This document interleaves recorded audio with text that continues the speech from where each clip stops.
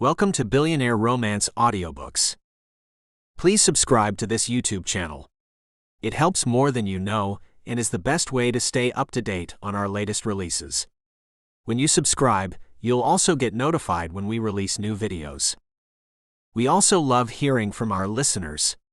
If you have any suggestions for future audiobooks, please feel free to leave a comment below. Or if you want to say hi, we'd love to hear from you. Thank you for listening, and we hope you have a great day.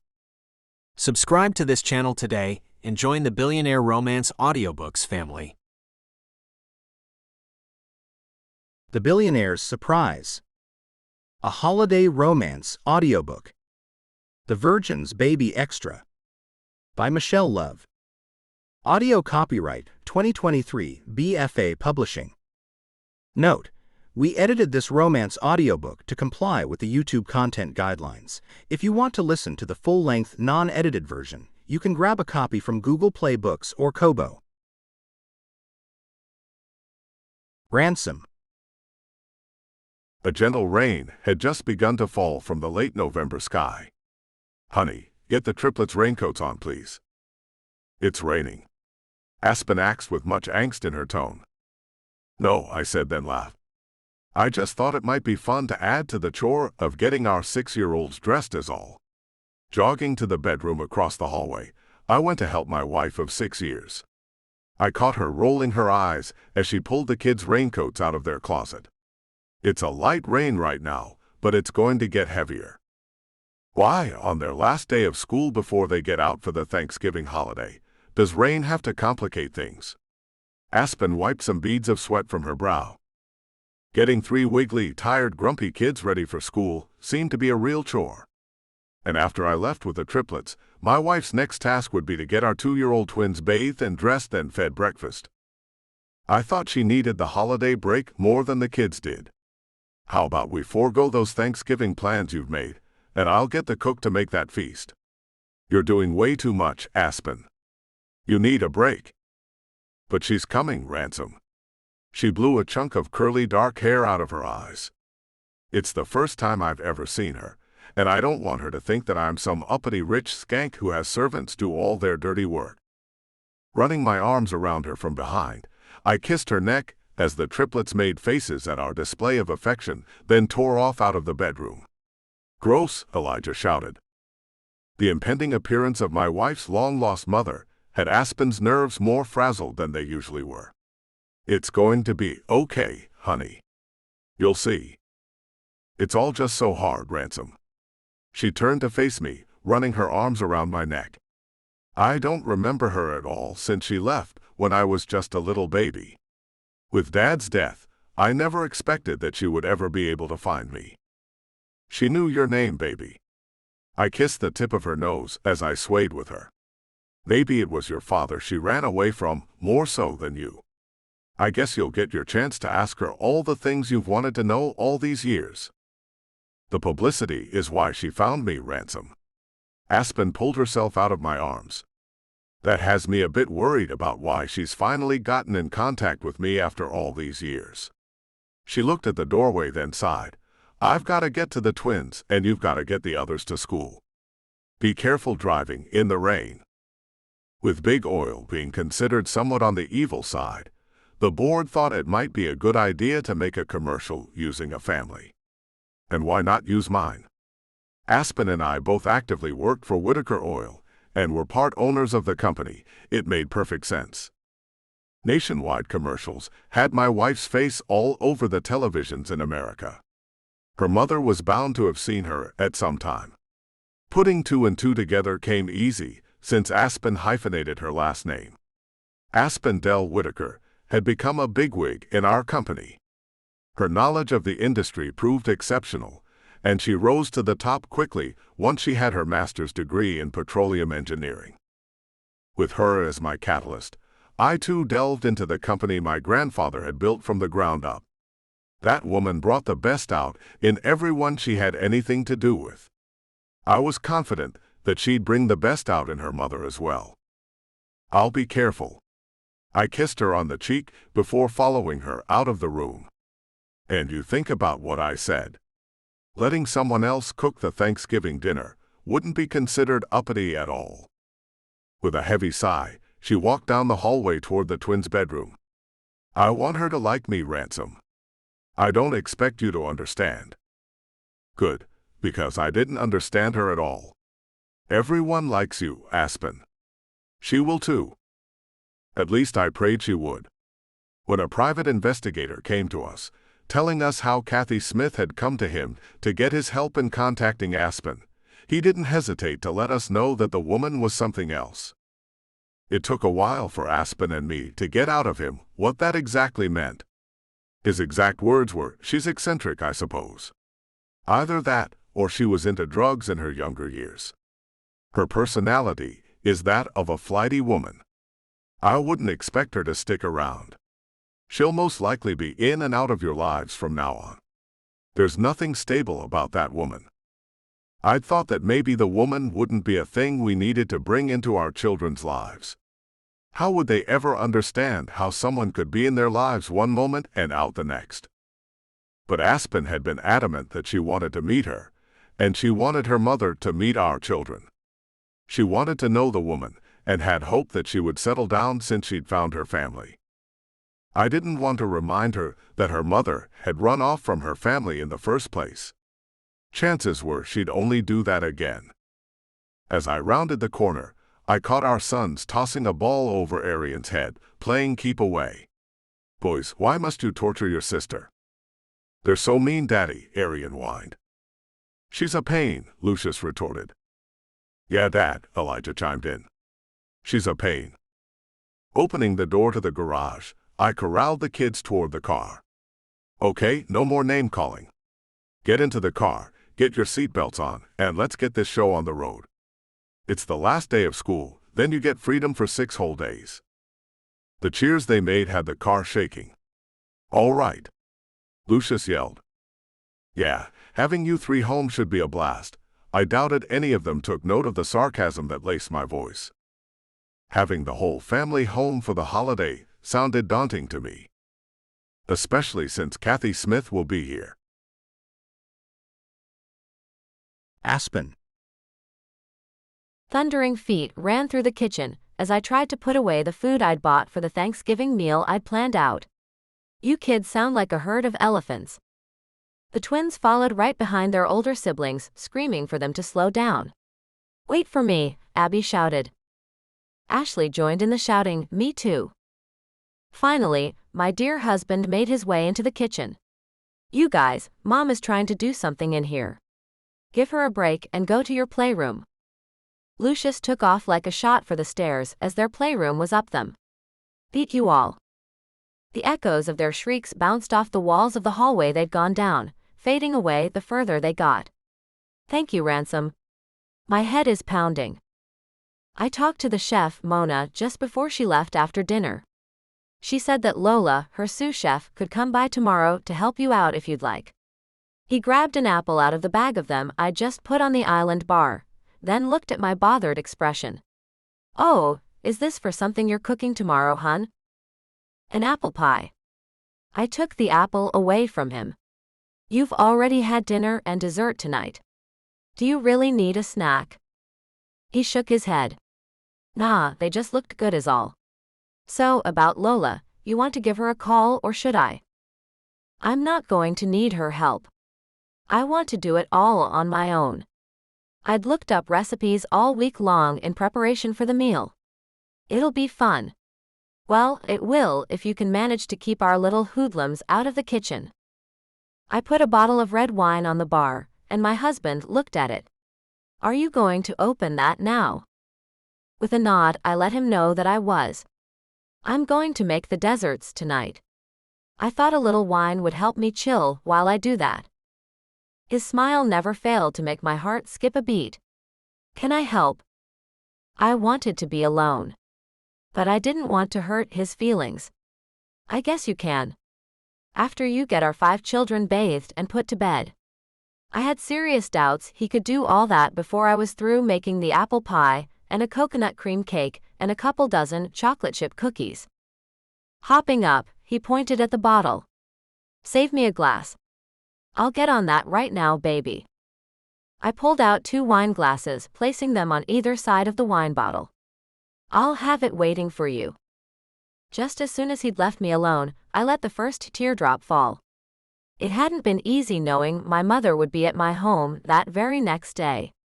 There was an internal battle going on inside of me. Part of me wanted nothing to do with the woman who'd left my father and me when I was just a baby. The other part of me wanted to know my mother. In the end, that part had won out. But the side of me that didn't want a thing to do with the woman kept kicking me, telling me that I would be nothing but sorry for bringing that woman into our lives. The private investigator had told us that Kathy Smith was flighty and that we shouldn't think she'd stick around long. I didn't know what to think about that. Those separate parts of me had different ideas about that too. The part who wanted to see her also wanted her to stay around. The part that didn't want a thing to do with the woman was happy that she might not stick around. I was torn in 2 pieces, but I couldn't seem to help myself. I wanted to meet her, at the very least. Ransom was being very supportive of whatever decision I made. But I knew he was worried about the effect she'd have on our children. I was concerned about that too. But I knew that they had us, and they'd be okay with whatever my mother did. I would make sure of that. Rolling out the pie crust, I liked the way it felt to be domestic. Besides being a wife and mother, I worked hard at the oil company Ransom's grandfather had started. Lucius had been kind enough to give Ransom and I equal shares of the company. And he let us find our places in the company as well. I'd finally found my executive legs and ran with the oil company as we made it an even greater success than it had been before we came along. Our lives had gone on like a fairy tale. Although it had been anything but that when it all began for Ransom and me, things had fallen into place perfectly. I just hoped my mother would fall into place as well. Placing the pie crust into the ceramic pan, I went to cut up the apples. Slicing them into 2 pieces, I thought about how it took 2 people to make a baby. Ransom and I had the twins through in vitro fertilization. But it still took 2 of us to make them. I couldn't walk away from the triplets for anything in the whole world.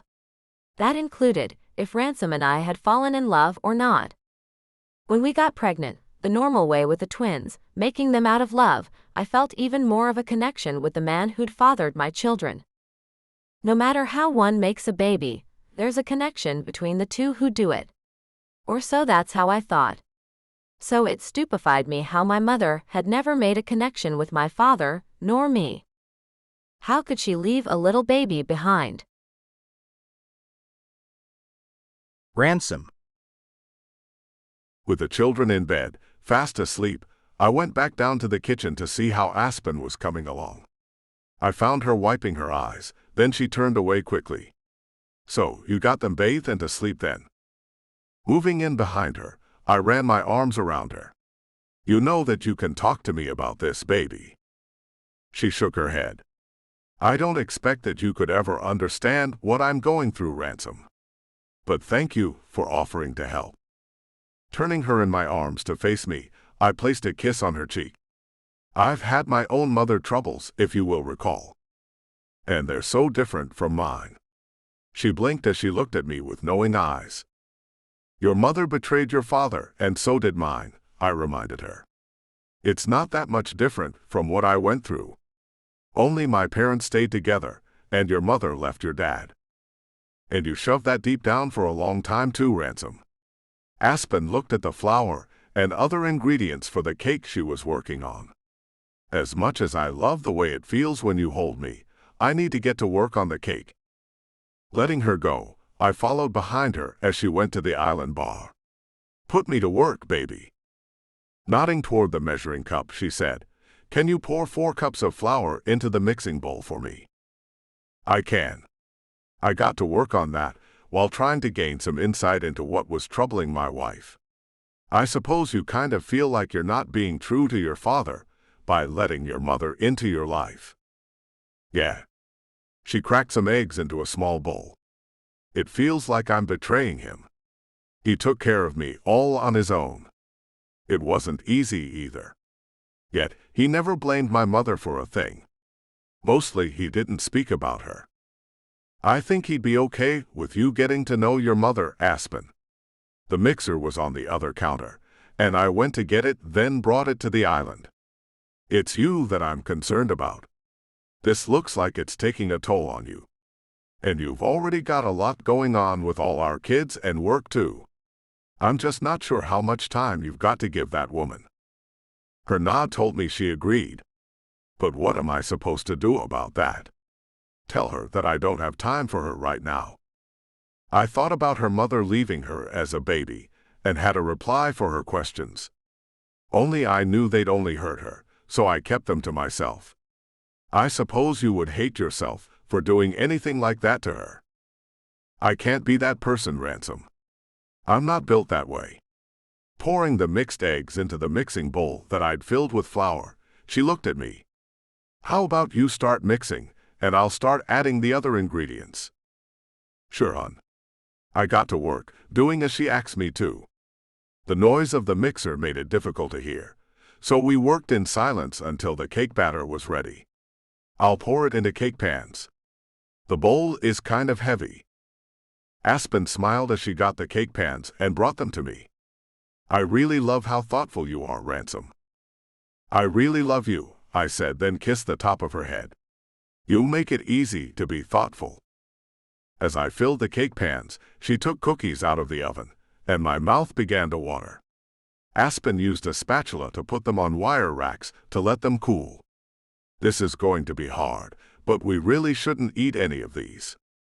They do smell great. I winked at her. Just one wouldn't hurt, would it? We could share it. Well, I did make an odd number of them. She picked one up and pulled it into 2 pieces. The chocolate chunks had melted perfectly. Here you go. Tell me what you think. I found the recipe online. Taking a bite, I tasted something more than a mere chocolate chip cookie. Is there some coconut in these? Man, you're good. She laughed, then took a bite. Yum, I thought I'd like them this way. I was right. There's just the slightest hint of coconut. These are great, babe.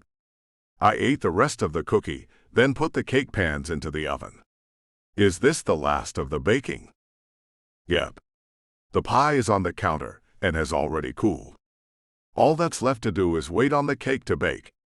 Aspen took the cookie sheets to the sink to rinse them off before putting them into the dishwasher. I couldn't help noticing how her shoulders sagged. Baby, you can go take a bath. I'll take the cake out once the timer goes off. Turning to me, she shook her head. No, I can stay up and take care of the cake. I still have to frost it too. The woman just wouldn't stop pushing herself. And then you'll be up before dawn to put on the ham and turkey. I can frost the cake, baby. You get on up to our bedroom, take a nice hot bath, then get your sweet ass into bed. I took her by the shoulders, making her go up the stairs. And you better be sound asleep when I get up there. Still, she balked. You've got to let the cake cool before you frost it. She looked over her shoulder as I kept pushing her to leave the kitchen. And the frosting has to be made. The recipe is on my cell. And the cookies have to be put into the tin after they cool. Text the recipe for the icing to me. I'll make sure the cookies get put up too. I wasn't going to let her get out of going to bed. I've got this. Trust me. With a heavy sigh, she gave in. Okay, I'll leave the cake up to you then. Turning to look at me, she smiled. I'm damn glad I married you. You're the best father and husband a girl could ever have. And that's what makes it all worth it right there. Appreciation. Aspen. With a busy morning, cooking our Thanksgiving meal, I guess the time had gotten away from me as I found my husband coming into the kitchen. It's 1 PM, babe. I thought you said we'd eat at noon. I know I said that. I looked at him over my shoulder as I rinsed the pot I'd cooked the green beans in. But things didn't go the way I'd planned. The potatoes for the mashed potatoes burned, and I had to start them over, peeling, cutting, boiling. How do Mona and Lola make this look so damn easy? With a shrug, he just shook his head. They're professionals, babe. Pulling out the platter I'd bought pre-made from the store, he took the cut-up veggies and dip with him as he headed toward the door to leave. We're kind of starving to death out there. I'll take this out and see if I can't keep the rebellion at bay. He stopped, then turned to look at me. FYI, your mother hasn't shown up. I don't suppose she's called to tell you she'd be late. No. Her absence was part of the reason my mind was all over the place, and my food wasn't coming out as planned. I only talked to her the one time. She might not feel comfortable enough to call me. I knew I should have made an effort, since she wasn't exactly stable. I guess I'll call her. Maybe you shouldn't. Ransom looked into my eyes. Maybe this is for the best. I knew he was right. I'd been thinking a lot about destiny, and just letting things happen as they might. It might be. Maybe I won't call her. Of course, I want you to do whatever you feel you need to. Don't let me influence your decision. His smile told me he meant what he'd said. I love you. And I can come in here and help you if you want me to. Granddad can watch the kids. No, don't make him do that all alone. There wasn't much more to do anyway. I'll have it on the table in a half hour. I swear to you, I will. He left me with a nod of his head, then I sped up, trying to make the deadline I'd set for myself. Running the finished dishes to the formal dining room, I tried not to think about why my mother had flaked on me. The fact was that I'd thought a lot about her showing up in our lives, and wasn't sure how that would pan out. Just as I put the last plate on the table, Ransom came into the dining room. Rex called from the gatehouse. She's here. My knees went weak, and I must have shaken visibly because Ransom had me in his strong arms so quickly it defied imagination. Can I do this, Ransom? Can I put the past behind me and move forward without any problems at all? I don't know. He hugged me tightly. But you've got me, and I'll be the support you need to do anything at all. I hope you know that. Ransom was my rock. I could do anything with him behind me. Kay, let's go to meet her at the door. With his arm around my waist, I leaned on my husband as we went to the front entrance. With each step, I felt the weight of the future getting heavier and heavier in my chest. I had never seen this day coming. I'd never dared to think about it. The doorbell rang just before we got to it. I stopped, finding it hard to breathe. Ransom, I can't do this. Softly, he ran his finger along my jawline. You're the strongest woman I know. You have the biggest heart of anyone I've ever met. You can do this. It's not in you to turn someone away after they've reached this point. She's shown up. Now it's time to give her a shot at being an important person in your life, and maybe in our children's lives as well. Trying to lighten up the mood, I made a joke. And you'll be getting a mother-in-law you can gripe about too. You'll finally fit in with all the other married men we know. There is that. His lips touched mine for only a moment, sending pure energy through me. I hope this helps. Gripping his shoulders, I looked into his eyes as my heart pounded. Ransom Whitaker, what you do to me isn't normal. You're damn right it's not. He smacked me on the behind, then reached out to open the door. Get ready to meet your mother, baby. As the door opened, my heart stopped beating, and I couldn't breathe. She was right behind the door to our home. The woman who found it in herself to leave both my father and me behind while she did God only knew what, was standing on the other side of my door. She'd left us. So why did she want to come back now? Why did she want to see me after all this time? And why do I want to see her? Ransom. She didn't look a thing like my wife who had dark curly hair. For a moment all we did was stare at each other before I broke the silence. Hello, Kathy. I extended my hand. It's nice to meet you. I'm Ransom Whitaker. Her short blonde hair bounced around her narrow shoulders as she shook her head. What kind of nonsense is that? I ain't about to just shake your hand, son-in-law. Now, you kids come here and give me a hug. This is Texas, not New York. We hug down here. Looking at Aspen for my cue, I found her body wavering back and forth. It seemed as if she might faint. Aspen. She reached out, putting her hand on my shoulder. It's okay. I got a little lightheaded for a moment. This is a lot to take in. Kathy held her arms open. Come on, Aspen. Give your mother a hug. Taking 2 steps toward her mother, Aspen allowed the woman to envelop her, rocking her from side to side. Okay, I guess I can give you a hug. Once Kathy let Aspen go, she went for me. You get over here. You get a hug too. The woman was over the top. Who in the hell shows up after leaving her family for years and years and expects things to just be normal? Apparently, Kathy Smith was who the hell does that. I let her hug me, then pulled myself away from her as my wife stood there with her lips in a tight line. The food is ready. Then let's get in there and eat it, Kathy said with a smile. I noticed that 2 of her back teeth were missing. When I let her walk in front of me to come inside the house, I noticed that the blonde hair was a wig. Is she sick? If she were ill, then she'd have a reason for seeking out her long-lost daughter. Maybe she needed money for medical treatment. Would my wife want to help her? I had no idea about that. I drove in from Dallas this morning. Kathy looked back at me to add me to her conversation. I had no idea it would take me over 5 hours to get here. The traffic was horrible too. I'm not looking forward to the trip back this evening. I thought she'd said that to wrangle an overnight invitation. I wasn't about to offer one.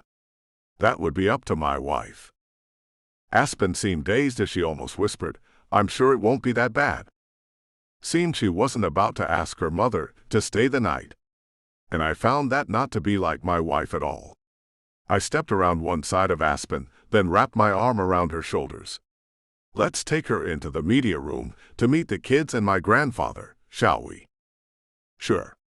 I felt Aspen's body go stiff. It was apparent that she wasn't sure about the woman at all.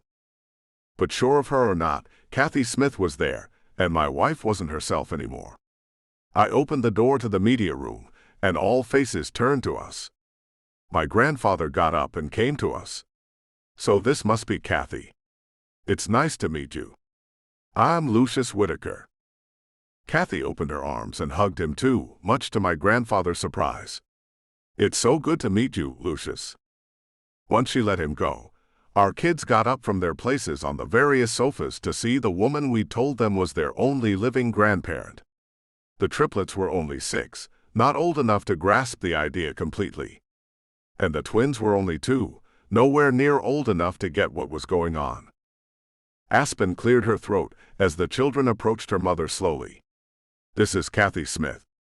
My mother. Her tone was on the stoic side, a thing so unlike her. Kathy, these are our children. The oldest 3 are Lucius, Elijah, and Arian. The 2 littlest are Abby and Ashley. Are they triplets? Kathy asked as she looked at our oldest children. I nodded. Yes, they are. And the 2 youngest are twins. We like to do things in bulk, I joked. Wow, 3 babies at one time. Kathy looked at Aspen. That must have been pure hell. The way my wife's eyes widened told me what would come out of her mouth wouldn't be nice. Hell. No, it was bliss. She snapped her mouth closed tightly to keep herself from going on a rampage. I stepped up to get in between my wife and her mother. I'm sure she meant nothing by that, Aspen. The fact that Kathy had been big on hugging the adults and not at all interested in hugging the kids was a thing I found odd. But I made no mention of that as I led the way to the formal dining room. Granddad brought up the rear. Time to eat. I'm famished. Aspen took his words to heart. I'm really sorry about how long it took me, Granddad. Things just got out of hand. He stepped up, patting Aspen on the back. Don't you worry about that, darling. I'm sure it was worth waiting for. Kathy stopped as we entered the room. The table was covered with a white linen tablecloth. The silver utensils glistened in the light from the chandelier overhead. Oh my goodness! This looks like something out of a Martha Stewart magazine. She looked at Aspen. Did you do this? Aspen nodded. Yes, I did. My very first Thanksgiving.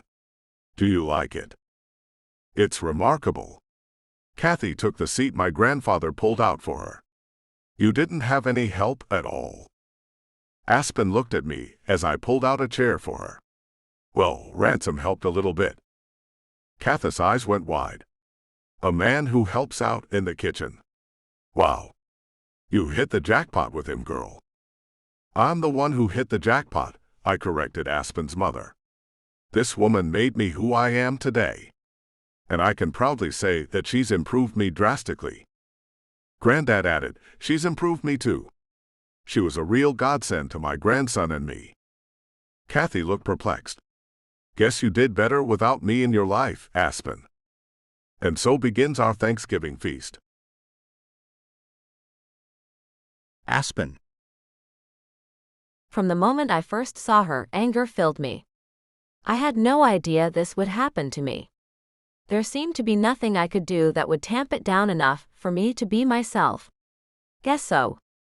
I snapped the orange-lined napkin, then laid it across my lap. Granddad, would you do us the honor of saying the blessing? The kids all took hands, as did the rest of us, then we bowed our heads as the eldest of us all spoke. Dear Lord, we're so thankful for this Thanksgiving meal my dear granddaughter has made for us.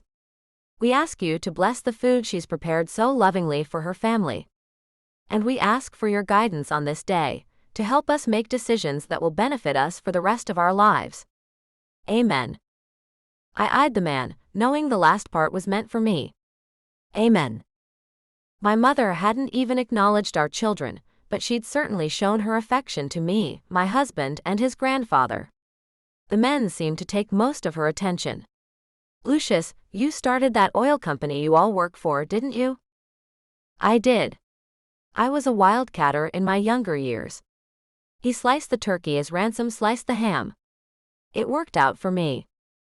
So, you live here with the kids then? Kathy asks. Oh no. I've got my own place a few miles away. Granddad smiled at his namesake, Lucius. But I see the kids most every day. They make life fun. My son looked up at his great-grandfather. You make life fun, Granddad. My mother spoke as if she hadn't paid a bit of attention to them. It started to mist on me, the last hour I drove. Does anyone know if it's supposed to get worse? The second attempt to get me to ask her to stay the night had come. No, it's not supposed to get bad at all today. I couldn't stand the thought of her staying the night in my home. But Lucius must have not read me right. You're welcome to stay the night at my place, Kathy. She lit up like a candle. Oh, that's so nice of you, Lucius. Looking to Ransom for some help, he took notice of my frantic expression. But he didn't seem to know what to say to make things stop happening. That's really nice of you, Granddad. Wrong thing to say, hun. I didn't want her to stay in Lubbock at all. I couldn't put my finger on why, but I didn't want her to be around long at all. As a matter of fact, I didn't even want her there at the time. Something about her was off. The way she ignored our children, the way she kept scratching the back of her neck, the way her pale blue eyes darted so much faster than anyone's I'd ever seen in my life, all told me something was wrong with her. I forgot the gravy, I said as I got up. I needed a stiff drink, is what I really went to the kitchen for. My hands shook as I poured a shot of Crown Royal. Not a thing I usually did, but a thing I found I needed desperately. Ransom came in just as I put the empty glass on the countertop. Baby, you've got to chill. Yeah, I know. I reached out for him, and he ran his arms around me. She affects me in a way no one ever has. I feel pure hate, a thing I've never felt in my life. I want her gone. I don't want her in your grandfather's house. She's not the kind of person we should have around us. I don't trust her. Maybe I can talk to Granddad about revoking his invitation. Ransom kissed my lips softly. I'll take care of it. Don't worry. My rock. I kissed him back, then took his hand. Let's get back in there. I don't like the idea of her being alone with any of them. She's harmless, I'm sure, he said, making me stop. Looking at him, I knew I sounded insane. Ransom, I need you to trust me on her. She's got something that makes me feel sick to my stomach. I know she's my mother. We did make sure to have the DNA test done before I agreed to let her come here. But there's something not right about her. This was a mistake. A terrible mistake. I don't want it to go any further than this. She's got to leave after we eat. So soon. My husband looked at me as though I was a stranger to him.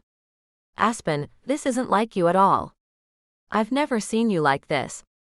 It's as if you're another person entirely. I feel that way too. I'd never been more out of sorts. That's why she needs to get out of this house, this town, so I can feel normal again. I haven't felt normal since that private investigator contacted us.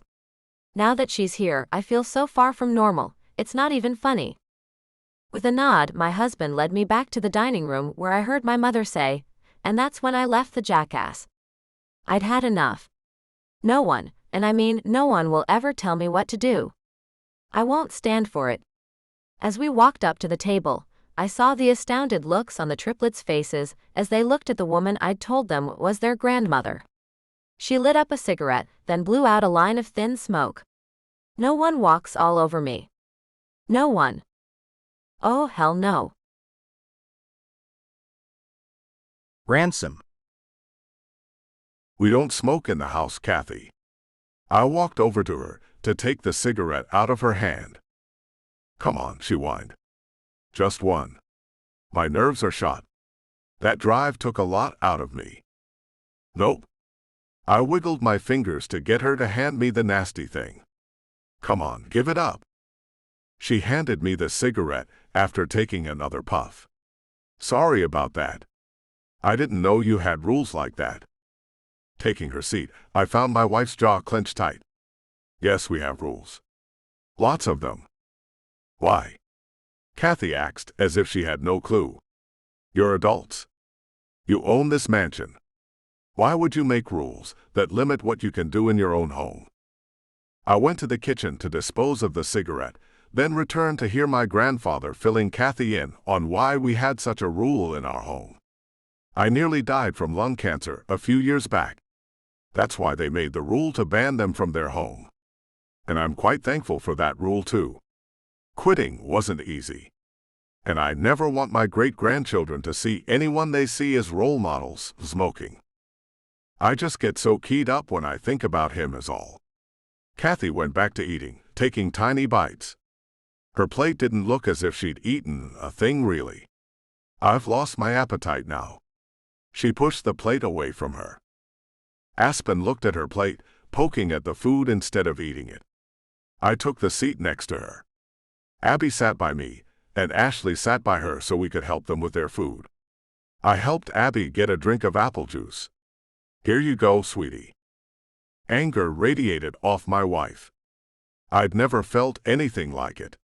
Then she put her napkin over her plate. Her eyes bore down on Kathy. Who were you talking about that made you so upset? Who do you think? Came Kathy's quick reply. I certainly hope it wasn't my father you were talking about. The way Aspen's body tensed made me wonder if she was about to pounce across the table to attack her mother. I put my hand on her thigh to help her stay calm, and maybe keep her in the chair if she did decide to go for it. Honey, let's not do this. Kathy was oblivious to Aspen's anger. You didn't know the man I did, that's plain to see. You turned out well. My leaving must have made the man sit up and take notice, make some much-needed changes in his behavior. Or was he as mean to you as he was to me, Aspen? Did he tell you to clean the house? Did he tell you to do the dishes? Did he tell you that his laundry needed to be done every 3 days so he could have clean clothes to wear to work? He was impossible. He wanted me to cook him something to eat every single night. She looked at my grandfather. Can you believe that? Every single night, he expected dinner on the table when he walked in the door. No, he never asked me to do those things for him, Aspen said. Like a good person who respected that he worked hard and kept a roof over my head and food in the house, I did those things because I loved him. He never had to ask me to do a thing. Well, he must have brainwashed you, Kathy said with a shrug. It ain't normal to want to do that, honey. Let me tell you what is normal. You do for you, I'll do for me. That's normal. That's fair. So, you never got together with any other man after him? My grandfather asked her. Oh, I've lived with men after him. Kathy scratched the back of her head, a thing she did a lot of. I didn't let any of them walk all over me, the way he tried to. She looked back at Aspen. So, what happened to his money, Aspen? Didn't you get some kind of life insurance payment when he died? That was supposed to come to me as his wife. We never did get a formal divorce. He changed the beneficiary, I suppose. Aspen looked at me. She's here for money. No, Kathy said. I am not. I'm here because I wanted to meet you is all. I don't care about that man's money. I just wondered about that is all. Aspen gulped, then looked back at her mother. As long as you're under this roof, I expect you to keep your comments about my father to yourself. Kathy looked pissed but nodded. He got to you. I can see that now. I'm sorry I brought him up. She stood up, pushing the chair out behind her. Where can I go to freshen up? Only then did I notice that she'd carried her purse into the dining room with her, as she picked it up off the floor. I pointed in the direction of the nearest restroom. Out that door, then down the hallway. Third door on the left. Thanks.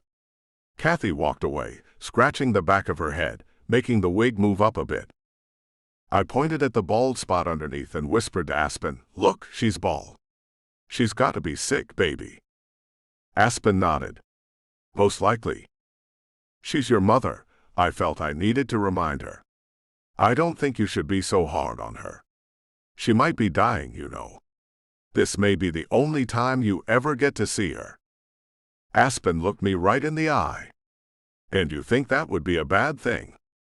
Who are you, and what have you done with my wife? Aspen. My mother never came back to the dining room. Ransom volunteered to clean up, and Granddad offered to entertain the children as I went to look for my missing mother. Mom! I called out as I walked to the bathroom we thought she'd went to. The door wasn't locked, so I pushed it open, finding it empty. Damn it. I knew she couldn't be trusted. Listening as hard as I could, I kept moving, sure that I would find her looting or something like that.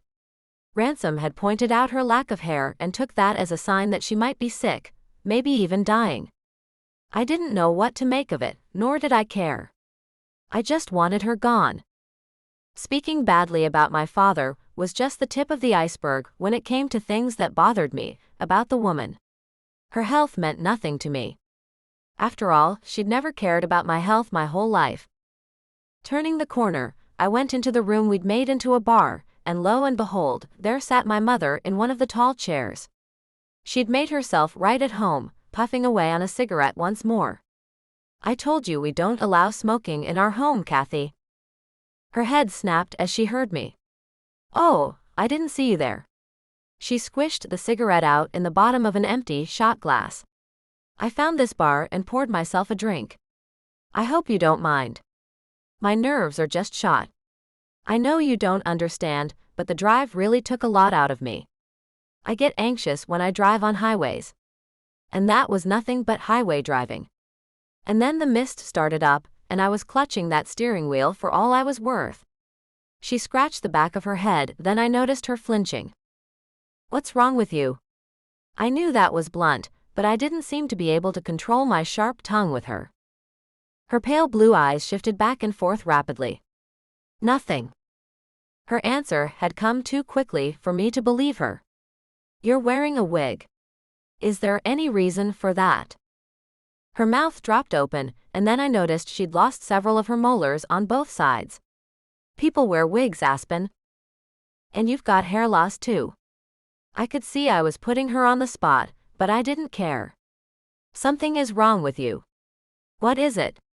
If she had some kind of contagious disease, I needed to know.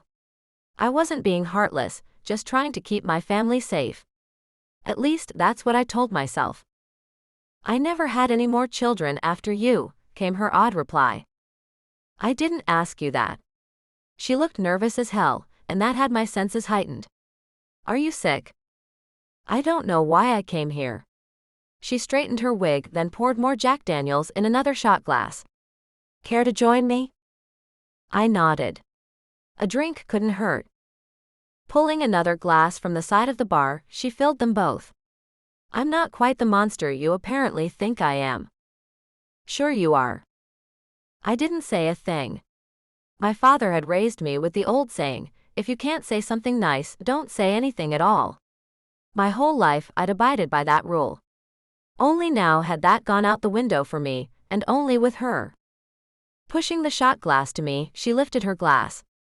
I tapped mine to hers, then we took the shots before placing the empty glasses on the bar. That burns. I shivered with the effect of the alcohol. Yes, it does.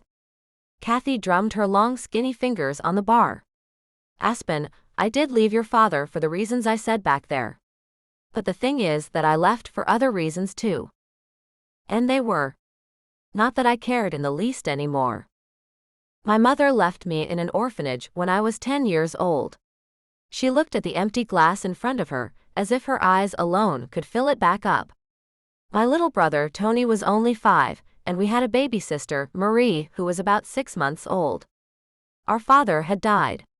I never understood why or how he died. He just didn't come home from work one day, and our mother told us that he'd died.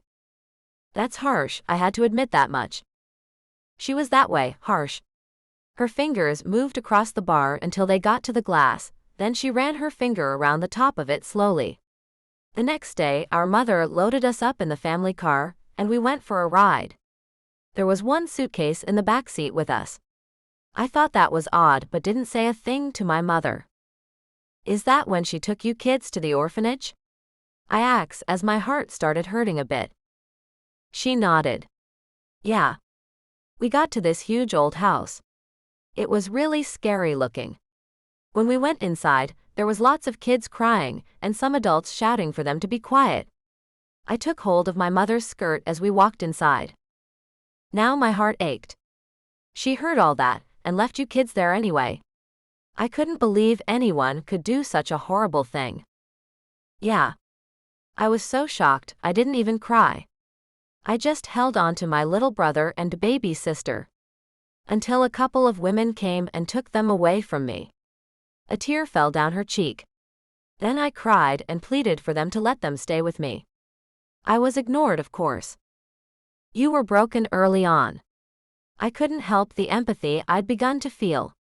Did you see your brother and sister again? Shaking her head, she gasped, no. That was it. That was all I need to hear. I put my arm around her and hugged her. I'm so sorry. She turned, wrapping her arms around me. I've never told anyone about that. I just wanted you to know is all. Ransom. I followed the sounds of women crying until I found my wife and her mother holding each other as they sobbed openly. Staying at the door, I kept quiet as they cried and whimpered about being sorry. Once they let each other go, I stepped up. You girls okay in here? Aspen looked at me as I pulled some tissues out of my pocket. I always kept a few in my pocket at all times in case one of the kids had a nasty nose. Thanks. Aspen took one and handed one to her mother. Kathy blew her nose, then said, I left when you turned 6 months old. I couldn't take looking at you. Not that you looked like my baby sister at all. You looked just like your father. But just the idea of holding a baby made me feel sick inside. I felt I'd missed something. What happened to you, Kathy? Her story tore at my heart. After hearing it, I knew my wife's heart had softened substantially toward her mother. We should look for Tony and Marie, Ransom. Kathy was quick to say, I can't let you do that, Aspen.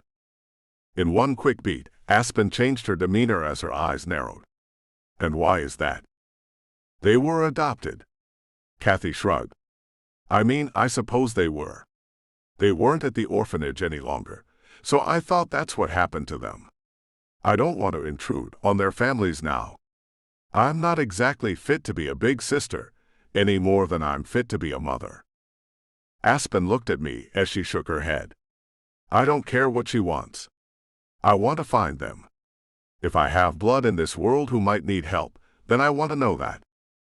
Nodding, I knew my wife wouldn't stop until she found the aunt and uncle she had no idea ever existed.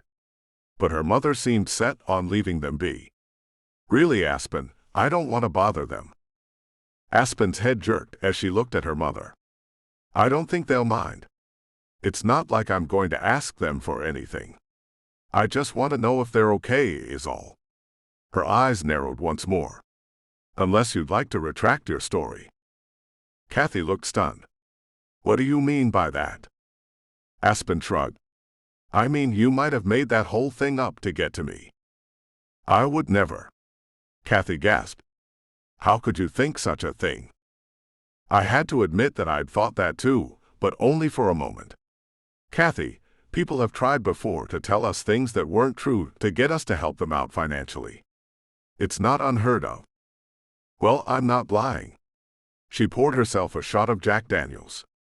You see, I've dealt with anxiety my whole life. It's taken a toll on me, physically. You ask about my hair loss, Aspen. It's from anxiety. I pull it out while I'm sleeping. I'm left with gaping places that are bloody on my head. I bite my nails, have trouble eating, and if I do manage to get anything down, it either comes back up or I end up with diarrhea. You want to help anyone who is your blood, Aspen. I looked at her mother. Here you go, baby. Aspen looked at her mother. What the hell does having anxiety have to do with finding out if your little brother and sister are okay? Any time that I think about those two, I feel more anxiety, and all kinds of strange things happen to my body. As a matter of fact, right now I feel a rash burning and spreading around my waist. Kathy scratched at her midsection. Aspen's eyes rolled. Let me see. The look on Kathy's face told me that she was shocked by what her daughter had asked her to do. Aspen, I am not a liar. I'm many things, but a liar isn't one of those things. Pull your shirt up. Aspen wasn't about to let it go. I want to see this rash. I want to see your head. I don't know you. I don't know if I can trust your word. Give me some proof that you're being honest with me about this, and I might start to believe you were given away as a child. Kathy huffed, then lifted her shirt up. See. There were red spots all over her stomach, going around her waist to her back. I told you so. Then she let her shirt go and pulled the blonde wig off. Red patches, some with blood crusted on them, covered her head. It took me only a second to know that the woman hadn't lied about anything.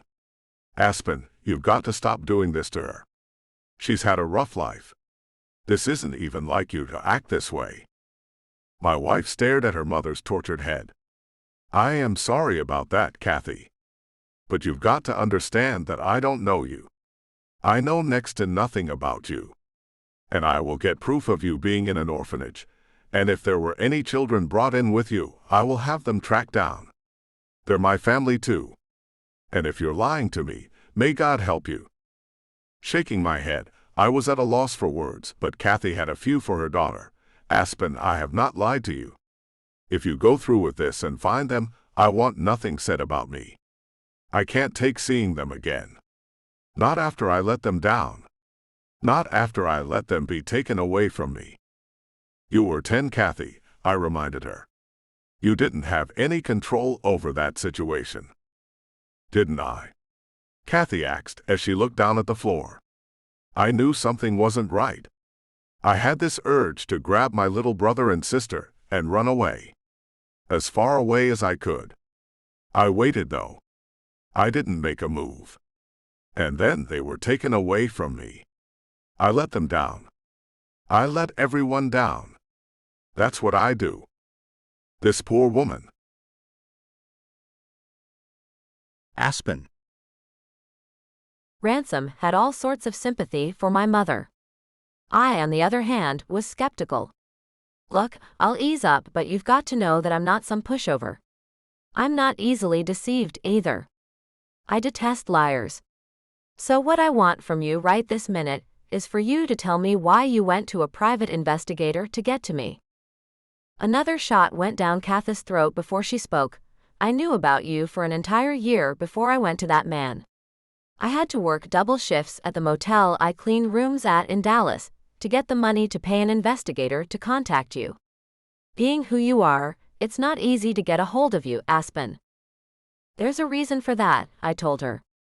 People have to be screened before we can allow them to know where we live or what our phone numbers are. We have to have bodyguards around all of us at all times. Kathy looked surprised. And where are they now? Ransom answered her. The 3 who are on shift today are stationed in small houses around the property. They monitor us all by video surveillance to give us privacy. Kathy looked up at the walls and ceiling. I don't see any camera. I laughed. We don't use obvious cameras. More like nanny cams. In this room, that one bottle of Patron is the camera. I pointed at it as it sat on the top shelf, right in the middle. Kathy nodded. Okay. Like I was saying, I had to save money for a year before I found an investigator I could afford. During that year, I went back and forth about contacting you. One day I went for it on a whim. Since then, I've teetered on the edge so much it's scary. And now I think I shouldn't have ever contacted you. This has been a mistake. I can't take those kids looking at me. I stay away from kids. I can't stand to see them. I couldn't believe the woman. You knew we had 5 kids, so why did you come then? I don't know. She looked away, then her head dropped. I'm a mess. I had to agree, but didn't do it vocally as Ransom put his hand on my shoulder, then shook his head at me before he said, Let us get you some help, Kathy. My heart stopped. My husband meant to help this woman. I wasn't sure I wanted to do that yet. I hadn't checked out her story. What if it was all a lie? Ransom, we should hold off on that. The way he looked at me made me feel terrible. Aspen, can I talk to you alone for a minute? He touched my mother on her shoulder. Go ahead and make yourself a real drink. There are plenty of things in the mini fridge under the bar to make up a mixed drink. There's a book under there too with lots of recipes for all kinds of drinks. Please make yourself at home, Kathy. I had no idea what my husband thought he was doing as he took my hand, leading me out of the bar, then into a sitting room down the hall. What I did know was that I hated the look he wore. Ransom, I can see you're disappointed in me. Very. He gave me a gentle push. Sit down and listen to me, baby. Sitting on a chair, I gave my attention to the man I'd married. I respected that man. I loved that man, and I would let him say his piece before I said mine. We know one thing for sure, Aspen, he began. We may not know if your mother is a liar or not, but we do know that she is your mother. The DNA test proved that. She is your blood, and she is in desperate need of help. Yet, you keep trying to find reasons why we shouldn't help her. Now, why is that? Sitting there, I had to really think about what he'd asked me. I don't know, Ransom. I don't trust her. He smiled at me. You know we can't trust Abby not to take cookies when we've already told her not to eat any more of them. You know that Elijah has been known to stretch the truth about things when he's at fault. They're kids, I argued.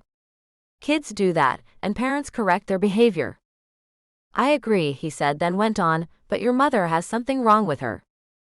Yeah, that's obvious, I huffed. But what can be done about that? Why not let a doctor and a psychiatrist figure that out, he asked me. Why not do for her what you would do for anyone else you share blood with? His eyes narrowed as a thought sprung into his mind. Unless the reason that you're being so unlike yourself with her is that she hurt your father and you want revenge. Revenge. Me. That hadn't ever been a thing I would do. Was I seeking to hurt the woman much the same way she'd hurt my father? Was that a thing my father would have even approved of? I didn't want to disappoint my father, even in death. Why do I feel this way, Ransom? I don't know. He pulled me up to hug me. What I do know is you're going to need help to deal with this. You helped me when I needed it where my mother was concerned. I think my psychiatrist can help you and your mother. Let's give him a chance to try. What do you say? I say, does that mean she has to stay with us? Ransom. She just told us she can't stand to be around our kids, Ransom, Aspen pointed out. How can we ask her to stay here and get help? I felt she searched for reasons why we shouldn't help her mother. We've got 3 small houses on the estate. We've got a pool house too. For that matter, Granddad has a guest house that no one has set foot in for decades. I don't want her around him, Aspen said sternly. He's had a rough time of it with his health. I mean, he's much better now, but I don't want to add any stress in his life at all. She can't stay over there. I won't allow it. Then it's settled, I said with a grin. She'll stay here. We've got plenty of room. And I'll get her a cook and a housekeeper to make things easy on her so she can learn how to relax. I think her life has been pretty tragic. Wouldn't it be nice to change all that for her? Aspen seemed unable to get past not knowing if her mother was telling the truth or not. We don't know how tragic her life has been at all. I mean, we can't simply take her word for it. Well, something has happened to her. Anyone can see that. I knew my wife would come around, eventually. Until then, I would have to do what was right for her mother. I'm taking charge of this situation. But, came the beginning of her argument. I held up one hand to stop her. No buts. I'm taking charge. You aren't being rational about her, so I'm taking things over. I love you, and I won't let you do anything you'll be sorry for later. And you would gain some tremendous guilt if you just let your mother go without thinking about her anymore. I doubt you could stop thinking about her now that you two know each other. I do feel a tremendous amount of hate, she admitted. I've never felt this way before. I don't like it at all. Like you told me once upon a time, there's no shame in getting help. Pulling her up by her hands, I kissed her lips softly. I love you, baby. I'll do anything for you, and I always will. I just hope this doesn't bite us in the ass, Ransom. She just couldn't make herself think positively where her mother was concerned. But you're right. I'm biased right now. I do hold her accountable for my father's pain. I suppose that's not my fight. He's not here anymore. She can't hurt him any longer. That's the way to think, baby. I pulled her along with me. For now, I want you to go hang with Granddad and the kids while I talk to your mother. If you're there, I'm afraid she won't take our help. I agree. Aspen and I walked out the door, her going one way and me going the other. When I walked back into the bar, I found Kathy with the pineapple juice she'd gotten out of the fridge. I'm trying this thing called a Blue Hawaiian. Sounds good, I took a seat at the bar. Mind making me one of those too? Not at all. Her eyes looked over my shoulder. And Aspen is where? With the kids. I tapped my fingertips on the bar. Kathy, we want to help you. We want you to stay with us for a while. I can't. She shook her head adamantly. I've got to get back to work. I've got the bills to pay, you know. You could get rid of those bills. It occurred to me that she might actually own her house. You rent, right? I rent an efficiency apartment. Kathy poured blue curacao into the glasses.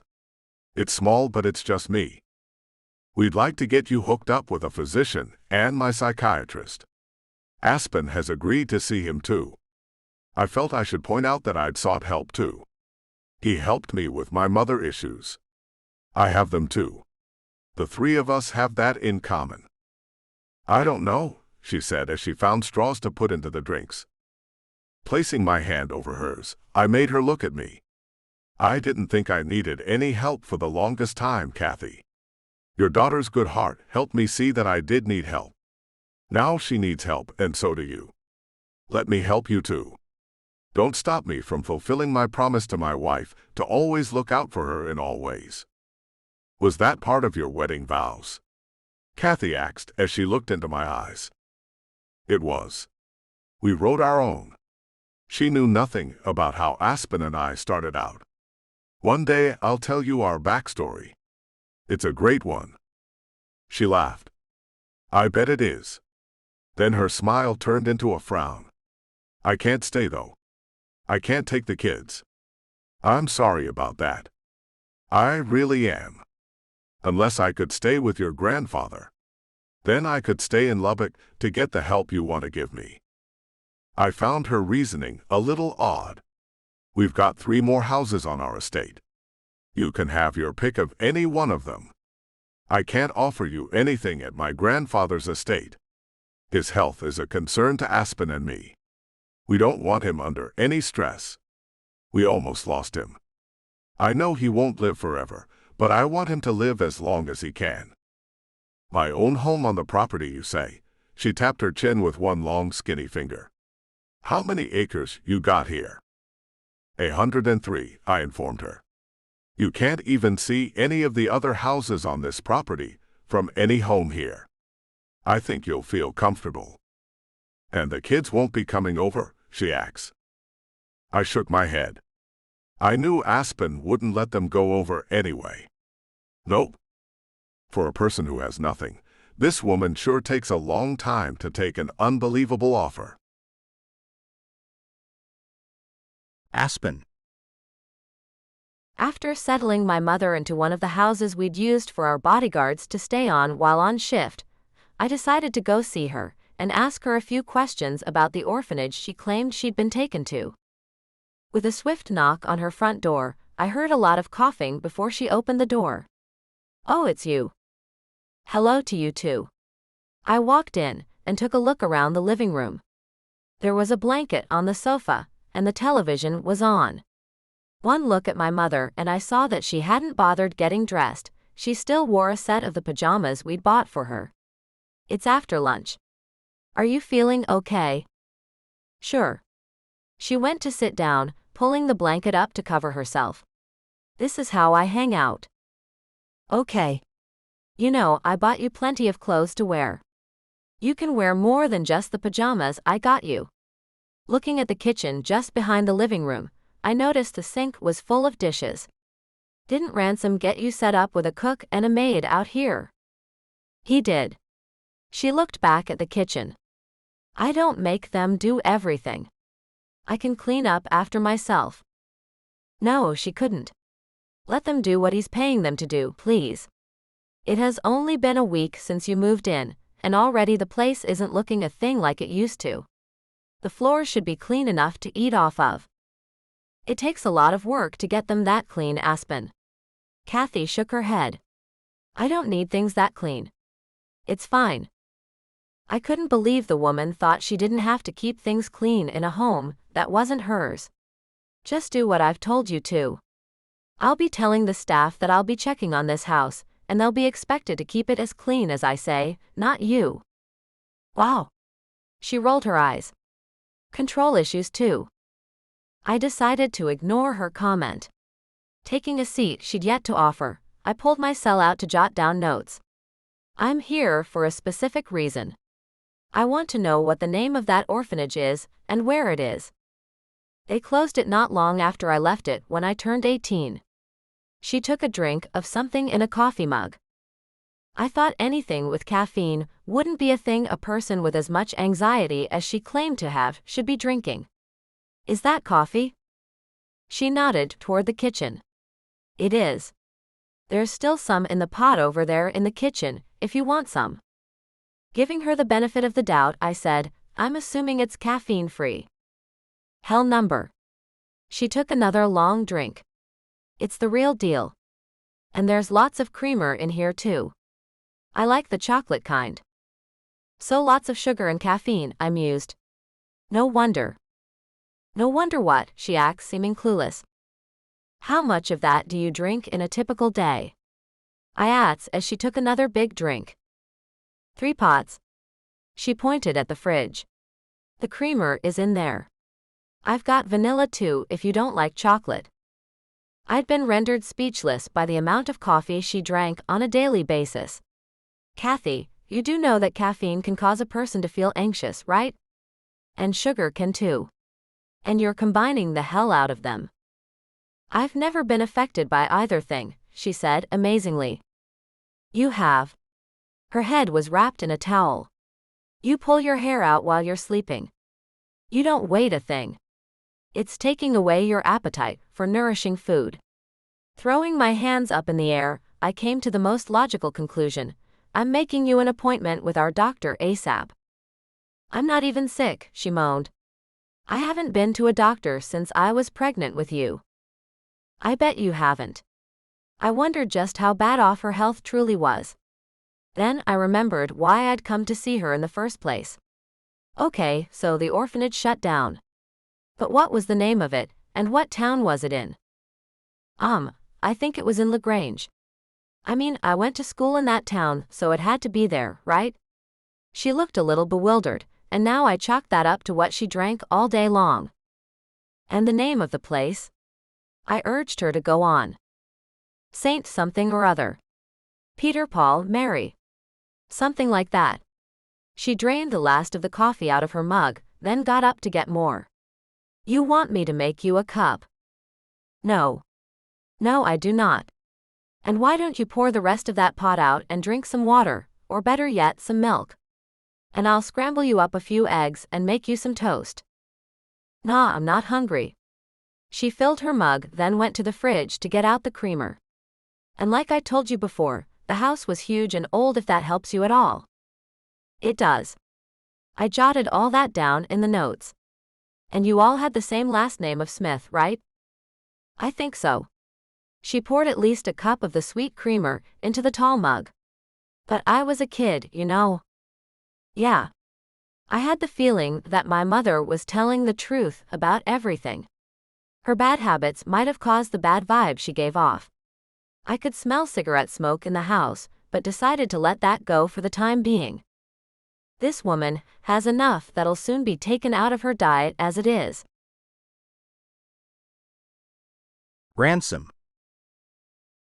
A month passed before my psychiatrist could fit Aspen and Kathy into his schedule. The day had finally come, and I was over the moon that their treatment was finally starting. I'd come in early to visit with Dr. Cobb before they got there. She's got this terrible backstory, Doc. My wife found out that there was an orphanage where her mother said she'd been taken to. But the files on the place can't be found anywhere. I don't think they did things quite legally, if you know what I mean. They might not have. He pulled his horn-rimmed glasses off. So what you're saying is that there's no proof behind what your mother-in-law has told you so far? None. I knew that wasn't going to help matters, especially where Aspen was concerned. She still had the idea that her mother wasn't being honest. I'll get to the bottom of it. He gave me a knowing look. But I won't be able to divulge any information I get. You know that, right? I do. I knew better than to count on him to get us any information. She needs your help. No matter if what she says is true or not, she needs your help. I wasn't doing this for myself. I was doing it for the mother of my wife. The door opened, and my wife and her mother walked in. Sorry, we're a little late, Aspen said. Kathy, you take the first appointment, and I'll take the one after that. She looked at me. You and I need to talk anyway, Ransom. Getting up, I left Kathy and the good doctor alone. Closing the door behind us, I whispered, "What do you need to talk to me about?" Aspen looked at me with sparkling eyes. I found out something. I haven't told anyone yet. You're the first. Taking her out of the waiting room, we headed to my car. We can talk privately out here. She slid into the passenger seat as I got behind the wheel. The smile she wore couldn't be wiped off her face. I got a call from the mayor of LaGrange. I'd left a message for him last week. He said he just got back from vacation. Anyway, he was born and raised in that little town. And he knew all about the orphanage and how it was run. Were you able to get information on your mother? I hoped she had good news where she was concerned. She nodded. Yes, I did. But only about her. He knew my mother. He'd gone to school with her. He knew she was from the orphanage, even though she hardly ever spoke to anyone. He told me that she hadn't had even one friend during all her high school years. She was withdrawn and seemed to prefer being alone. Then she's telling the truth. It made me feel good to know we weren't being duped. Now will you stop being so pessimistic where she's concerned?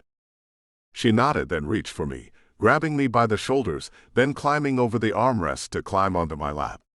What's come along with knowing that my mother isn't a huge liar is a recharged desire for you. My man. The man who helps me do the right thing, even when I'm dead set on doing the wrong thing. The way she kissed me set me on fire instantly. We'd been on the distant side since her mother's arrival. Intercourse hadn't been a thing Aspen wanted with her sour mood. But now she was anything but sour. I love you, Ransom Whitaker. Sighing with a sweet release, I whispered, I love you too, Aspen Whitaker. I always will. Aspen. Our sessions with the psychiatrist were helping the relationship my mother and I had grow by leaps and bounds. And her problem being around children had all but disappeared. Elijah, will you bring Granny that bottle of water I left over there? I'm thirsty. Our son ran over to pick up the bottle she'd left on the coffee table, then took it to her. Here you go, Granny. He held it out to her, then pulled it out of her reach quickly. Oh wait. You gotta give me a kiss first.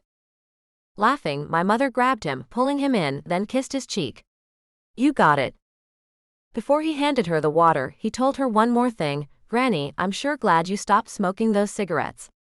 I want you around for a long time. I love you. A tear ran out of her eye as she gazed at him adoringly. And I love you too, Elijah. I'm glad I was able to quit them, and the coffee too. I want to be around for as long as I can so I can watch you kids grow up. A knot had formed in my throat, and it just grew bigger as the rest of our kids piled in around my mother, telling her they loved her too. I felt a hand on my shoulder, then looked back to find my husband looking bleary-eyed too. Now that is something, isn't it, baby? I gulped the knot down. It sure is. Ransom kissed the top of my head. Do you have anything you'd like to tell your mom? Biting my lip, I wondered if the time had come. It had been roughly 6 months since she'd come to stay with us. In all that time, I hadn't called her mom or told her that I loved her. I patted the hand he rested on my shoulder. Can you take the kids so we can have a private conversation? I think we're going to cry, and I don't want them to misunderstand it. I can do that. Ransom walked up to the kids who were all over my mother. Who wants to come with me to get some ice cream? Screams of excitement gave him the answer he sought, and before we knew it, he and the kids were gone.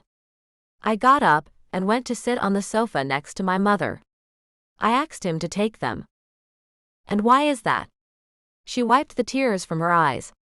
I was having a very nice time with them. I could see that. I took her hand in mine, then held it up to my chest. I wanted to tell you something too. I hesitated before saying the one word I'd never called anyone before, Mom. The way her face brightened up right away told me I'd made her very happy. Aspen, that sounds amazing coming from you. It warms my heart, honey. I really love you. And I have you to thank for helping me get over my past. If it weren't for you and Ransom, I would be right where I've been my whole life. I'm glad we were here to help you, Mom. I had to gulp back another knot that was trying to form. I love you too, and I hope you know that we never want you to leave. Your home is here now. I fished the car keys out of my pocket. This morning Ransom and I got you a little gift. Getting up, I led her to the garage where we'd parked her gift. A car. You got me a car, Aspen? Oh, Lord. You shouldn't have. I've got the Buick, you know. Yeah, but we wanted to give you something to make driving easier for you. I couldn't wait to see her reaction. Since I've missed all of your birthdays and every Christmas too, I thought I could settle that debt with this.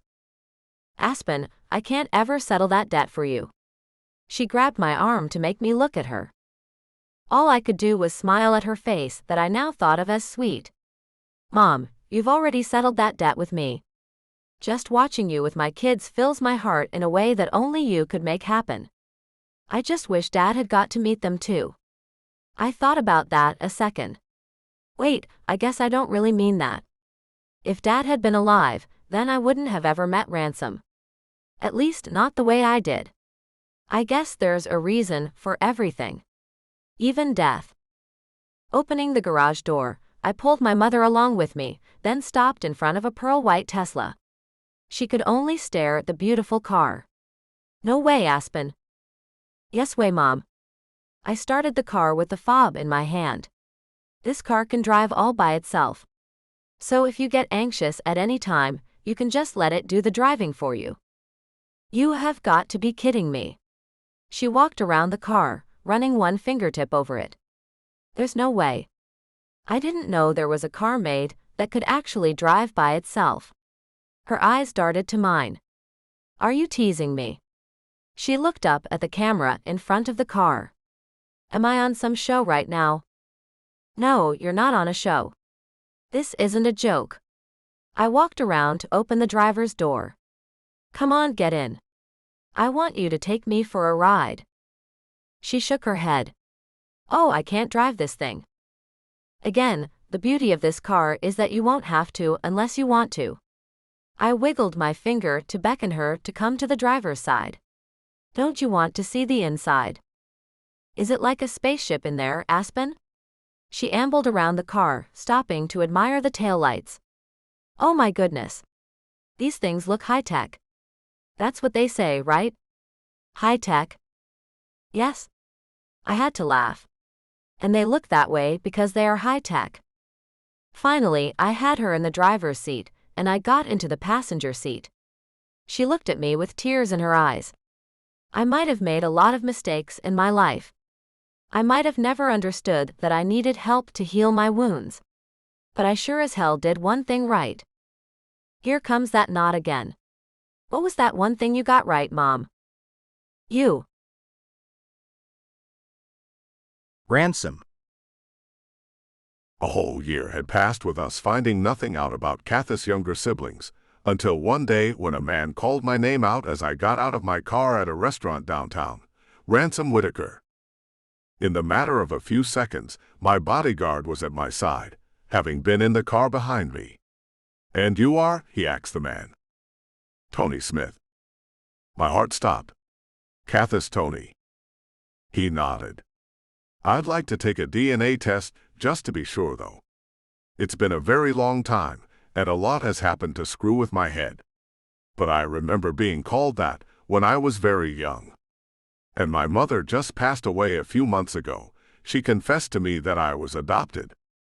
I'd put ads all over social media, and even on billboards across the state asking for information on Tony and Marie Smith. And it seemed at least one had come forward. I looked at my bodyguard. Stay close, I'm going to invite him to join me for lunch. With a nod, he walked a couple of steps behind me as I approached the man who did look to be a few years younger than my mother-in-law. He reached out to shake my hand. It's nice to meet you. I've seen your commercials on television. It's nice to meet you too. And where did you come from, Tony Smith? I asked him as I shook his hand. I came from a tiny town called Smithville here in Texas. He pulled out his wallet to show me his driver's license. See here. My adopted name is Kyle Parkinson. Do you know if you were legally adopted or not? I started going toward the restaurant. Please join me, Kyle. Thank you so much, I'd love to. He put his wallet back in his pocket. But call me Tony, please. I really want to get back to who I was before things went crazy in my life. The adoption wasn't legal, from what my mother or more precisely, my adopted mother told me. She'd had a baby boy who died in some kind of accident on the farm they lived on. They didn't report it. Instead, they bought me from the orphanage, and I took over their deceased son's identity. They buried the 4-year-old kid right on their property, is what she told me. No one but her and her husband ever knew about his death. That's sick and very sad for you and the poor boy you were brought in to replace. Do you remember a lot about your life before you went to the orphanage? The hostess seated us at my usual table without asking me a thing. I was a regular there. You guys tell her what you want to drink, she already knows what I want. Sweet tea, Tony said. Me too, the bodyguard said as he took a seat at the table, not about to leave my side with the stranger. My cell rang, and I saw it was Aspen calling. This is my wife. I've got to take the call. I'll keep it short. Swiping the screen, I said, "Hey babe. I'm having lunch with someone. Can you make this quick? Marie Smith has contacted the private investigator we hired to deal with finding Mom's brother and sister," she told me excitedly. "He had her do the DNA test before telling us anything. And she's the real Marie Smith, Ransom. We found her. She's in Anchorage, Alaska, but she's willing to come here. Mom's over the moon. She can't wait. She wants us to take the jet to go pick her sister up. You want to come too?" No, you guys go ahead. I've got something to take care of here. You can leave the kids with the housekeeper and tell her I'll be home soon to take over. I had an idea that would need to be dealt with quickly. Ending the call, I looked at Tony. "Okay, here's the deal. I've got this doctor who can rush a DNA test.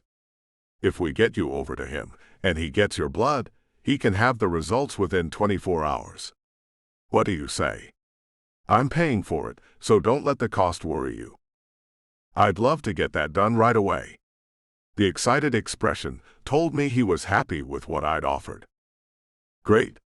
We found your baby sister, Marie. My wife and your sister Kathy are about to get on our private jet to go get her in Alaska. Wouldn't it be cool if the three of you could have a reunion tomorrow when they get back? Oh Lord, wouldn't that be something?" I let Tony stay at our place while we waited for the results, and when the doctor called me the next morning, I'd never been happier. "Thanks, Doc." Tony looked at me with wide eyes. "So am I him. You are Tony Smith." I felt the urge to hug the man and got up to do just that. Before I let him go, my cell rang, and there was my wife again. "Hey, babe." "Hi, Ransom. We just got off the jet and are headed home. This is so amazing," Aspen gushed. "I've got something amazing waiting for you all here, too." I ended the call before she could ask what that amazing thing was. The past may have torn my wife's family asunder, but the present would bring at least some of them back together. And so, our happily ever after continued to go on. And I prayed it would go on for a very long time. The end. This has been an extra short story from The Virgin's Baby by Michelle Love. Want to listen to a preview of The Virgin's Baby by Michelle Love? Ransom. Ibiza, Spain, May 9th. Waves rolled in on the pristine white sand. The water placidly reflected the clear blue sky. Paradise is what we came for, and my friends and I were not disappointed. With females everywhere you turned wearing next to nothing, it made our vacation, our perpetual vacation, even better. Dumphy raised his hand between us, awaiting a high five from me. "Give it to me, Ransom. Did I pick the perfect place to spend the next month, or what?" Not one to leave a friend hanging, I gave him the gesture he deserved. "That you did, Dumphy." Charles Mason Dumphy was one of the wealthiest sons of bitches on the planet. He'd called me up one day, telling me that he'd heard there was a ton of action in Ibiza, Spain, and that we needed to go. Gathering a couple more friends, Vic and Alejandro, I made us into the fearsome foursome once again. Our little pack liked to spend money, have as much fun as humanly possible, and bag all the babes we could. We had month-long vacations 4 times a year. and we all took turns picking out the places to go. Summer was just beginning, and I was certain it would be a great one. Lying on the beach, watching the beauties parading past, proved better than watching any movie ever. Vic leaned up on his elbows, lifting his glass of Yerbas Ibasenkas, an Ibiza tradition. Holding it up, he toasted, to Ransom's 30th birthday. May the next decade be as good to you as this one was. Sitting up, I picked up my drink, a smooth-tasting Frigola, but paused, allowing the other guys to grab their drinks before we clinked glasses of assorted alcoholic bliss together and said in unison, "Salud." Turning 30 wasn't a thing I was too worried about. Being first in our group to make this journey into the next decade, I would lead my lifelong friends much the same way as I've always done, into the next phase of life. Being the kind of guy that first was, I wasn't making any changes. I would simply sit back and see where life took me, the way I always had. It had worked so far, why not just keep things the way they were? Alejandro pulled his aviator-style sunglasses down, looking over their rims at me. You know it's common to get married and start a family by your age, Ransom. All I could do was laugh. Not me, buddy. Not this guy. I jabbed my thumb to my bare chest since I was clad in swimming trunks and nothing else. Displaying your body for all to see was the thing to do at the busy beach. Vic shook his head, then laid back down on the sand. I'm with you, Ransom. Bachelors forever. Damn right, I agreed, then laid back down too, to continue letting the sun's rays bronze my body, a body I worked damn hard on. Daily workouts and a protein-filled diet had me looking the best I'd ever looked. Turning 30 wasn't going to get me down. No, sir. Dumphy got up, dusting sand off his back. I'm going to grab us another round and find out where the party's at tonight. We've got to celebrate the big guy's birthday in style. My birthday. It got me thinking about my accomplishments in the last 20 years. I'd graduated from high school by the skin of my teeth, but that was only because I didn't care much about making good grades. Girls were my focus in those years. Puberty had a big impact on me, hitting me and my tool hard. That thing stayed stiff for the better part of 5 years. In my 20s, I began to refine my tastes instead of feasting on just any female. A certain type began to attract me. It didn't make sense to my friends, they always pursued the ultra-gorgeous girls. But me, I liked my girls on the lower end of the scale. Anywhere from a 2 to a 5 made my dick hard. I had my reasons. I'd been through many a beautiful girl in my time. They all had one thing in common. They tried to rule me with their beauty rather than their pussies. I wasn't a man to be ruled anyway. And I didn't much care to rule a woman either. I liked to live life free as a bird. With 4 new drinks in his meaty fists, Dumphy came back with his news. Amnesia is where it's going down tonight, my amigos. I accepted my drink from him. Sounds like a plan, man. I'm down for losing my memory on this 30th birthday. Vic took his drink from Dumphy. Me too. He took a sip and then raised it up high. To tonight, and to getting blown up. We all raised our glasses. Salud. Wide hips, a round behind, and Charlie's that barely fit into the hot pink bikini top sashayed up to me. I didn't bother looking all the way up to her face. You guys go into amnesia later. She had a southern twang, a thing I liked being from Texas. We are. I answered as I scanned her body all the way up to her face. Blonde hair pulled up into a messy bun on top of her head made her face appear even rounder than it was. Purposely, she ran her hand over one tit. Maybe we'll see you there. Her head jerked back as she gestured to her friends. We might come out there tonight. Plump cheeks, red from the sun, went plumper as she smiled. With her dark sunglasses, I had no idea what color her eyes were, not that it mattered. The only thing that mattered to me was how plump her body was. I liked meat on a girl. Running my hands over bones didn't excite me at all. But an odd thing came out of my mouth, even though I was totally considering boning her. You girls be careful now. There are a lot of men out there who might not treat you very well. Where did that come from? I sounded like some old dude. Not a thing I wanted to sound like. and I caught my friends looking at me with puzzled expressions. "Vic-Ax, you okay there, birthday boy?" "Am I?" Looking at the drink in my hand, I thought maybe I'd had too much. I placed it on the sand next to me. "Sure. I just thought she ought to be careful and not go putting herself out there to just anyone." Looking back at her, I noticed crinkled lines on her forehead above her glasses. She must have thought I was kind of crazy. "Yeah, anyway," she turned to walk away. "Just forget it, dude." Her behind shook as she hurried away. The sight should have made me hot for her. It should have made me get up and chase after her, tell her that I was just screwing around with her, ask her if she wanted to see my hotel room. But all I did was lay back on the sand and wonder what the hell was wrong with me. It hadn't been but 15 hours since I'd turned 30, and there I was already saying stupid shit.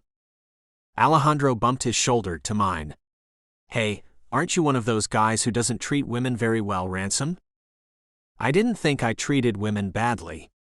I just basically gave them a great screwing, and then sent them on their way. What's so bad about that? Before I could answer, Dumphy had to put his 2 cents in. "Yeah, dude. You sent that chick running. I mean, I would have sent her on too. She's not so easy on the eyes. But you usually don't mind the ones none of us will give the time of day to. She was a total 3. Right up your alley." When Vic chimed in with, "Yeah, dude, what's up with you?" I sat up, not ready to listen to any more of their shit. Looking over at the girl I'd run off, I found her busy chatting it up with another guy. Look, I don't know why I said that to her. But just look at her. She's going up to anybody. She has no idea how easy she's making it for some asshole to take her and do whatever he wants with her. "Yeah," Alejandro agreed, "but isn't that the way we like 'em? Easy." While the others laughed, I laid back down, thinking that they were juveniles. Juveniles? When the hell did this start happening to me? I just needed to get drunk. Not think. Stay true to myself. The way I always had. For the rest of the day, I made sure to not say too much to any of the girls who stopped by to say hi and ask where we'd be going later. At least none of them ended up running away from me like I was some old man who only wanted to watch out for them. When I got back to my hotel room, I looked long and hard at myself in the mirror. When I smiled, I noticed laugh lines around my mouth. When I frowned, I noticed wrinkles on my forehead. Note to self, don't frown too often. When I laughed, my eyes scrunched up, and those lines became crazy visible. No laughing either. Pulling my trunks off, I stepped into the shower. Washing sand and grit off my skin with the thick body wash, I felt my toned hard body. At least you can't tell my age from my muscular physique. I'll have to work harder to keep my face from aging too much too quickly. Looking at the bottle of sunscreen sitting on the vanity, I vowed to lather my face with it a few times each day, especially when spending the day out in the sun. Staying young looking had never even occurred to me before. It wasn't as if I was old or anything. So why did I suddenly feel like time might be slipping away from me? I went back to thinking about my accomplishments and added in the bachelor's degree in petroleum engineering from Texas Tech in Lubbock, a degree I'd never used a day in my life. The family business was oil, so I got a degree in it to make everyone happy. That degree had sealed my future as a wealthy man. It was the one stipulation my grandfather, who'd raised me after my parents were gone when I was 15, demanded in order for me to inherit the fortune he'd amassed. I had found a loophole in his demand, however. He'd never said I had to get a job after graduating. So I never bothered to look. I just took the bank card he gave me and went on vacation. Over and over again. One vacation after another. The hotel phone rang, and I figured it was one of the guys asking if I was ready to head out to the club. When I picked up the phone, I was surprised to find my grandfather's personal assistant on the other end of the line. "Ransom, your grandfather doesn't know I'm making this call to you," Mr. Davenport said in a whisper. My blood ran cold. Is he okay? My grandfather wasn't young anymore. He had lost some of the robust strength he'd had when he took over raising me. But he wasn't old at 70 either, and his health had always been pretty good. "No, he's not," came his reply. "You need to come home, Ransom. Don't wait. Come as soon as you can. Gosh, don't make me lose him too."